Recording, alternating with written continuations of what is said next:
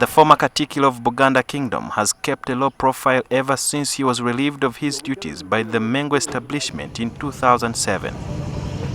But Dan Muliika's penchant for politics has thrust him back into the limelight.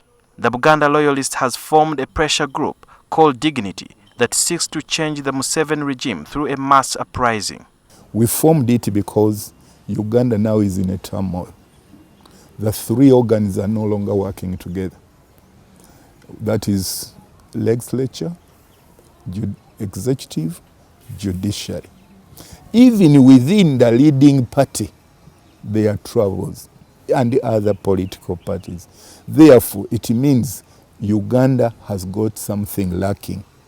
We need to review.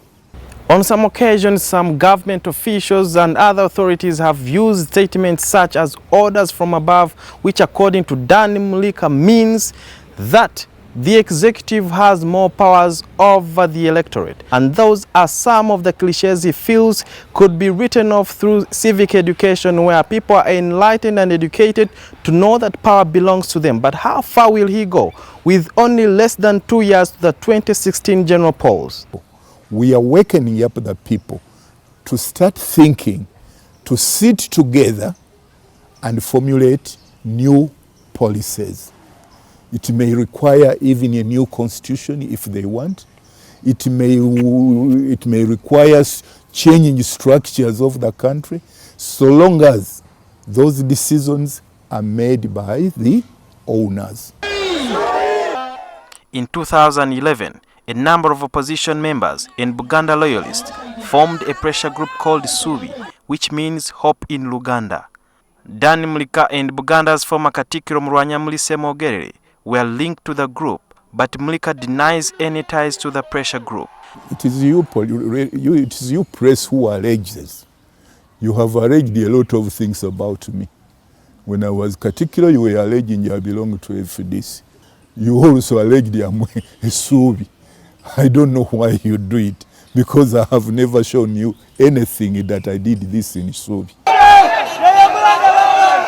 Muliika says Ugandans should unite in the 2016 elections to vote out the Museveni administration and replace it with an interim government.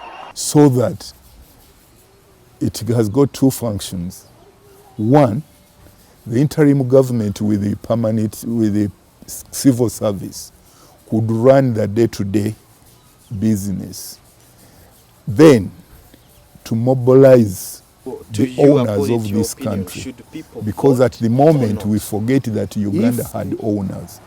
And the structures are good, they will vote, because it will be themselves setting it up.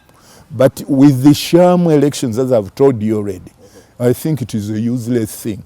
He also dismissed the government's recent statistics issued during the budget reading, which indicated that the livelihood of over 63% of Ugandans had improved. Yes, in my village, that's why I'm saying that we had about 10 people owning vehicles. They are no longer there because they have run down.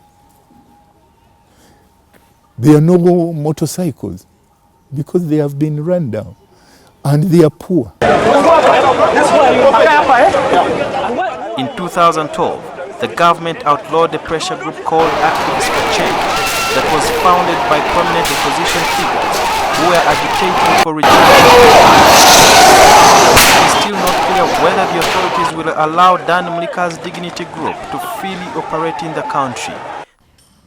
There is nowhere in the country where a gun rules if people are together. Sudil Biarhanga, NTV.